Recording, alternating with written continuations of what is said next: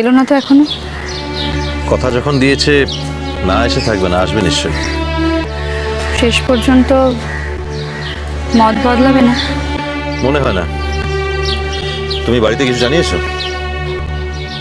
পিসিমণিকে বলেছি যে আমি আসবো এইটুকু। তোমার এখনো ওই বাড়িতে যাতায়াত আছে?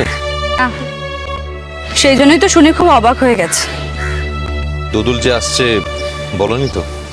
না না, এইটুকু সারপ্রাইজ আমি রাখতে চাইছিলাম। মন, একটা কথা বলছিলাম। বলো। বলছিলাম দুদুল আসার পর তোমার সঙ্গে যদি দুদুলকে আলাপ করে দিই তাহলে তুমিই তো পারো ও বাড়িতে ওকে নিয়ে যেতে। তার মানে?